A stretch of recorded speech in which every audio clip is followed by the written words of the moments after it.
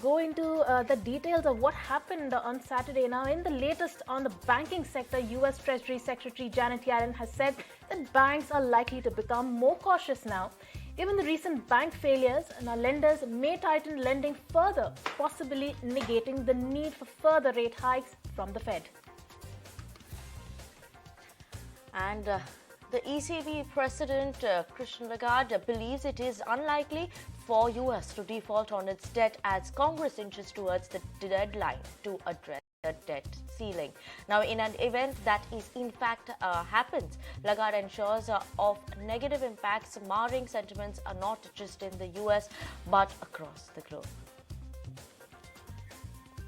And let's center our focus on some earnings now. J.P.Morgan Chase posts a record first quarter revenue at $39.34 billion, topping analyst expectations.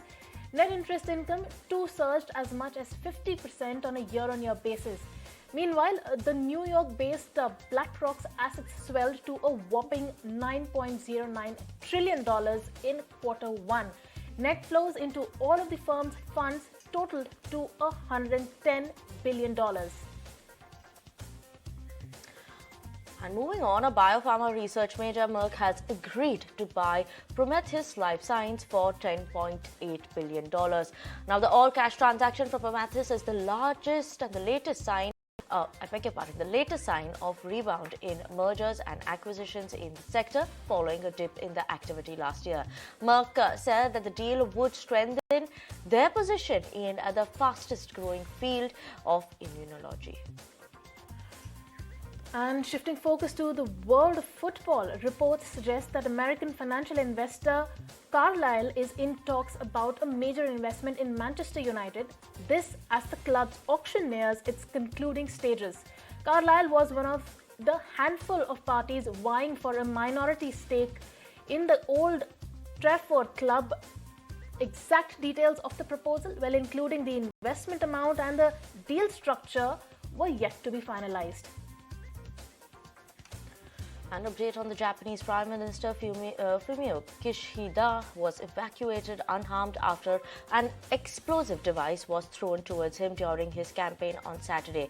Police wrestled a suspect to the ground as screaming bystanders scrambled to get away and smoke filled the air.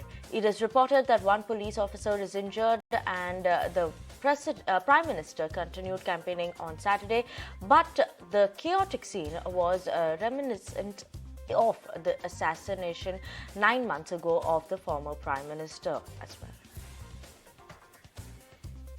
And BlackRock's Larry Fink says inflation will stay higher for longer, largely driven by the geopolitical issues. However, he waved off concerns around a big recession for the US, citing enormous amount of stimulus coming in from the new bills, Infrastructure Bill, the CHIPS and Science Act, and the Inflation Reduction Act, among a few of them.